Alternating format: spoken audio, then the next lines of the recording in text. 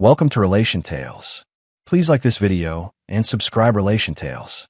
We're grateful for each and every one of you. Let us know where in the world you're tuning in from. We'd love to hear from you in the comments. Let's begin. The clinking of glasses and forced laughter filled the upscale rooftop bar. String lights draped above cast a golden glow over the neatly dressed employees of Westbridge Consulting. I wasn't part of their world. I never pretended to be. I was Alex Carter, 32, a contractor who ran his own small but steady construction firm. I wasn't a flashy executive or a corporate strategist like the people mingling around us. But tonight wasn't about me. It was about celebrating my fiancée's promotion.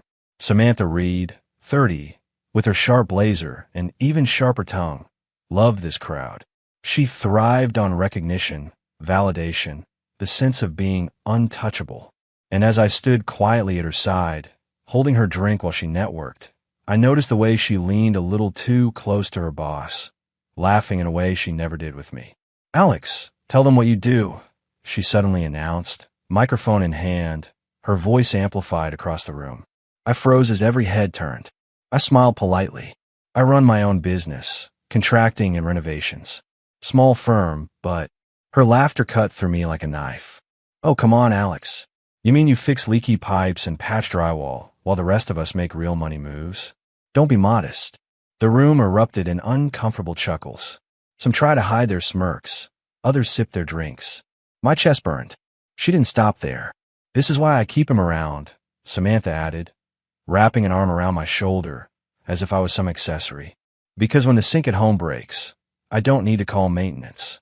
The humiliation was brutal, but worse was the look in her boss's eyes. Martin Holloway, CEO of the firm, who smirked knowingly at her. I'd seen that look before, the way he brushed her hand too casually during meetings. Suddenly, pieces started falling into place. I'd ignored the late nights, the secretive texts, the perfume lingering when she came home at odd hours. Tonight, she confirmed what I had feared. Her betrayal wasn't just emotional, it was physical. She had chosen status, power, and wealth over loyalty. Something in me snapped. My jaw tightened.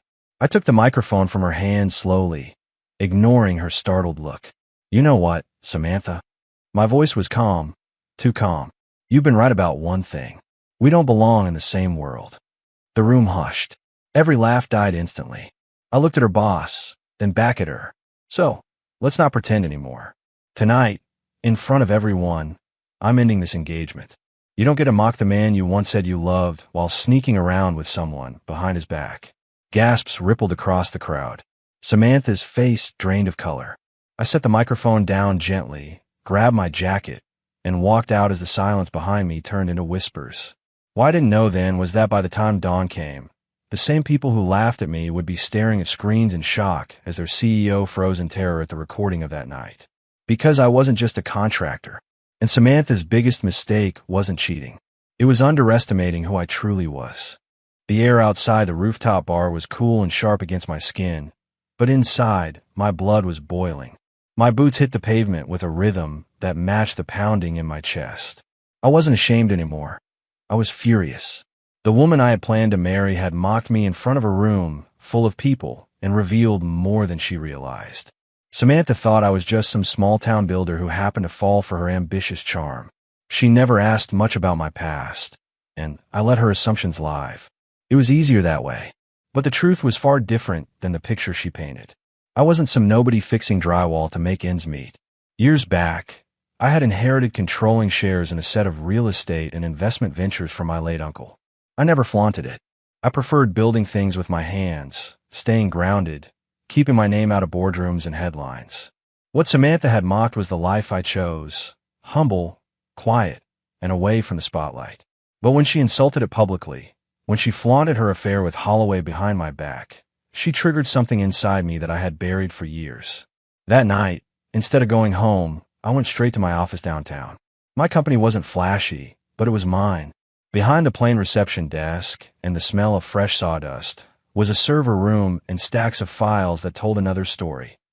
Ownership of high-value properties, investments tied to the very corporations that Holloway's empire relied on, and contacts across industries that Samantha had no idea existed. I sat at my desk, staring at the glow of my computer screen. The event had been recorded. Corporate parties always had videographers roaming around, capturing moments for PR. And that microphone I had spoken into, it had tied my words directly into their sound system, preserved on every camera in the room. By morning, that recording wouldn't just be whispered about at water coolers. It would ripple through their entire network. But I wanted more than embarrassment. I wanted a reckoning. The next morning, Samantha blew up my phone. "Alex, please." Her voice cracked over voicemail after voicemail. "I didn't mean it like that. It was a joke, that's all. You can't just walk away like this. Let's talk." I ignored her. By noon, she showed up at my place, banging on the door. When I finally opened it, she looked wrecked, mascara smudged, hair undone, the polished queen of last night now stripped raw. "You embarrassed me," she hissed. I laughed coldly. "You embarrassed yourself, Samantha. I just told the truth." Her lips trembled, but then anger replaced the fear. "Do you even know what you've done?" Martin saw the footage. He's furious. He thinks you're trying to ruin his reputation. "Do you understand who you're messing with?" I leaned against the doorframe. Funny, I was about to ask you the same thing. For the first time, real fear flickered in her eyes. Meanwhile, at Westbridge Consulting, chaos had erupted. The recording from the party had circulated faster than wildfire.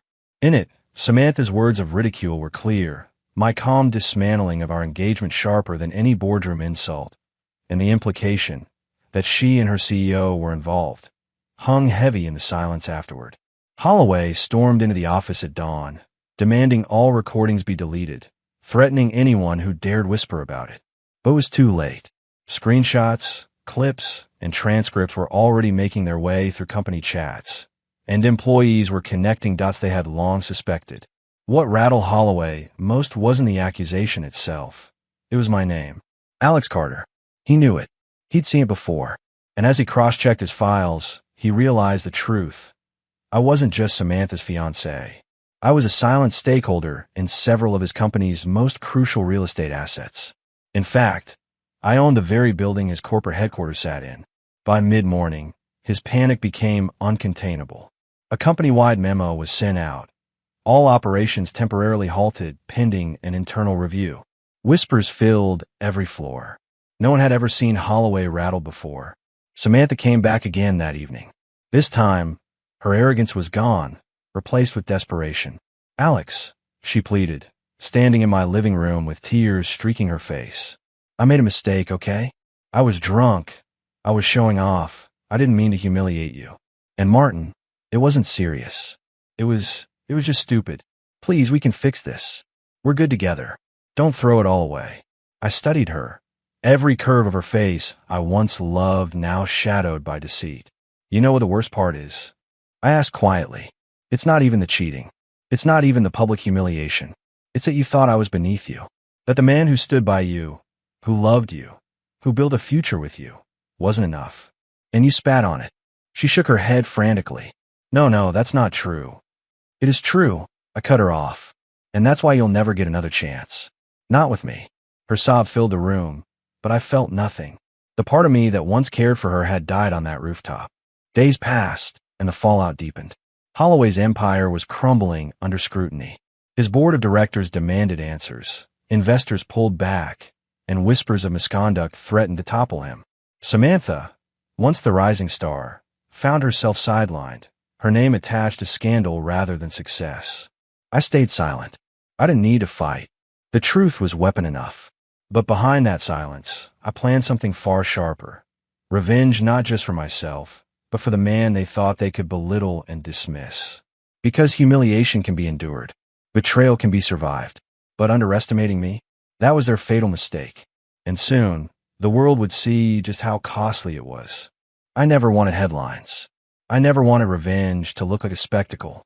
What I wanted was the truth to stand up and be heard. Sober, loud, unavoidable. So I let other forces do the shouting for me. First, I call my lawyer. A quick exchange, a few signings over secure lines, and the legal levers I had kept folded away for years were set in motion. There were covenants and ownership clauses in the deeds that most people never read. Clauses that gave me the right to renegotiate leases, execute buyback options, and impose compliance reviews if my properties were implicated in reputational harm. Westbridge's headquarters sat on land that, by all public accounts, belonged to Holloway's empire. Privately, a trust held title in my family name. It was a fact most executives would have noticed if they bothered to read the fine print. Holloway hadn't bothered. I didn't leak the footage to gossip blogs. I took a cleaner route. I sent the recording, with timestamps and subtitles, directly to Westbridge's board, to a handful of major investors, and to a trusted longtime contact at a prominent business journal. The message attached to it was small and surgical. Decisions follow facts. Decide accordingly. Within hours, the board convened an emergency meeting. Investors demanded an audit. The business journal ran a balanced, rigorous piece the next afternoon detailing the allegation, the recording, and what it revealed about lines crossed in Holloway's offices. Social feeds filled with clips. Colleagues whispered about a culture none of them had fully wanted to see. Holloway fought back like any man cornered by exposure. Anger, denials, threats. He called me, voice sharp and brittle. "Alex, you don't understand what you're doing. You don't know the damage you could cause." He tried to bargain, to intimidate, to buy silence. But his words had already been swallowed by the flood of proof and the weight of his own panic. "What do you want?" he hissed at one point. "Not what you think," I said. "I want transparency. I want accountability. And I want the people who work for you, the ones who trusted you, to be protected." Samantha watched the unraveling like someone watching the weather turn. Her face lost color in real time as calls she thought private were forwarded and her name trended on internal forums. The realization that she was not invincible hit her slower than the rest of us, like a tidal shift that crept in, then crashed. She came to my office twice that week. Both times I kept the door closed. The first time she begged. The second time she pleaded with a bowl of rehearsed sorrow. "Alex, please, you can't do this. I love you. We can fix it." Her lips trembled, but her promises contained no weight. They were the same words she'd used when things were easy. Outside, the company's HR team fielded accusations that had padded margins of truth, but were now being carved into formal claims. Several mid-level managers who had once laughed nervously in the corners of parties began to resign rather than be associated with the fallout. A handful of clients put projects on hold until the dust cleared. The stock didn't just dip. It stumbled into a range where analysts started using words like restructuring and governance failures. Holloway's public replies, once polished and effortless, now fumbled under scrutiny. At the center of it all, I remained deliberately quiet. I let the facts breathe and the consequences fall where they would. Part of me had expected vindictive satisfaction to swell inside me. That intoxicating moment when the world finally admits you were right. Instead, what I felt was something more complicated. A sharp vindication, yes, but also a hollow space where grief had been. The woman I had loved and planned a life with had made choices that she'd never fully intended to face. Watching her break was not the triumph I'd imagined. One afternoon, Holloway's legal counsel called to propose a deal, donations to the firm's charitable arm, a vague promise of internal changes, and quiet exits for those implicated. I listened, then asked for two simple conditions. First, a public, verifiable commitment to an independent cultural audit with findings released to employees and major stakeholders. Second, that Samantha be suspended pending the outcome of the investigation. That was the part that shattered whatever remnants of arrogance she retained. When the board announced the audit, when they confirmed her suspension, when her email access went dark, she finally understood how thin her shield had been. There was a merciful grace in the aftermath I hadn't anticipated. The audit forced policies into lights that had always been dim. Holloway's leadership was questioned enough that the board demanded structural changes. People who had been silenced found support networks within the company. Where it could have devolved into spectacle and malicious ruin, the sequence I had set off created pressure for accountability. That didn't erase the betrayal, but it redirected the fallout into something that, at least, offered protections to others. When Samantha finally called me one last time, her voice was small and raw. "Alex, I'm sorry. I never thought. I didn't mean to hurt you like this." "You didn't just hurt me," I said. "You hurt a lot of people. You hurt yourself." She asked if there was any chance to fix it. I thought of the nights we'd shared, the plans that had dissolved into a microphone and a photograph. I thought of what it meant to be respected and to respect yourself. "No," I answered. There's no fixing what was broken by choice. Walking away had been my first act of dignity. Watching them answer for their choices had been the second. The last, perhaps, would be what I did with my own life now that the dust had settled. Whether I retreated further into the quiet I had always loved or stepped into the responsibility that came with what I owned. Either way, I'd learned that power could be used to punish, or it could be used to correct. As the headlines cooled and the board set about rebuilding, a different kind of silence settled around me. Not the suffocating hush of humiliation, but the steady hush of someone who had survived. I was not unscathed. Few men walk away from betrayal whole. But there was a clarity now, hard and bright. The future would be mine to build again, on my terms. The weeks that followed felt like the closing chapter of a book I hadn't realized I'd been writing. For the first time in months, my mornings didn't begin with dread or suspicion. I woke up early, brewed my coffee, and headed to work sites where the sound of hammers and saws drowned out memories of laughter at that rooftop bar. My crew never asked about the scandal. They didn't have to. They just showed up, worked hard, and reminded me of what it meant to build something real. But the world outside wasn't quiet. Westbridge Consulting remained under heavy review, and Martin Holloway stepped down as CEO amid mounting pressure. His carefully crafted image shattered. He retreated from the spotlight, leaving behind a company scrambling to recover. Samantha's suspension became permanent. She was quietly let go, her name now a cautionary tale whispered in offices instead of praised in conference rooms. One evening, I sat in my truck overlooking a half-finished property I'd been restoring. The setting sun painted the frame of the house in gold, and I realized something important. Revenge hadn't healed me, but it had freed me. It stripped away illusions, exposed betrayal, and forced the truth into the light. Samantha tried one last time to reach me. She appeared at the edge of the construction site, her heels sinking into the dirt, her eyes red but determined. "Alex," she called softly, her voice nearly swallowed by the wind. "Please, can we just talk?" I wiped my hands on my jeans and faced her calmly. "There's nothing left to talk about, Samantha." Her lips trembled. "I ruined everything. I know that. I didn't respect you. I got caught up in being seen, in chasing something that wasn't real. But I swear I loved you." I studied her, but I didn't see the woman I'd once fallen for. I saw someone who had gambled loyalty for status and lost. "You love the idea of me," I said quietly. "The steady guy who'd catch you when you fell. But you never loved the man I am. You mocked that man, and you'll have to live with it." Her tears fell, but I didn't move to comfort her. That chapter was closed. She left without another word, and for the first time, I didn't feel anger watching her go. Just release. Months later, the business journal that had once covered the scandal reached out again, this time to feature me.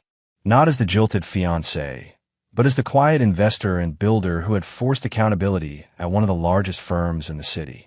They wanted to paint me as a symbol of integrity. I agreed, on one condition. They also highlight my construction company and the team of men and women who work tirelessly with me every day.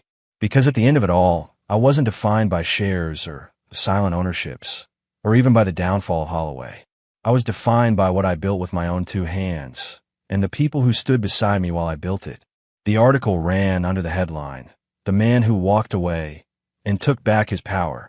I didn't need applause. I didn't need Samantha's regret. What I needed, and finally had, was peace. Looking back, I realized Samantha had done me an unintended favor. By tearing away the mask she wore, she forced me to step fully into who I was. I wasn't just a man mocked at a party. I was a man who endured betrayal, who chose dignity over rage, and who reclaimed his future on his own terms. And as I watched that once half-finished house become a home for a young couple starting fresh, I smiled.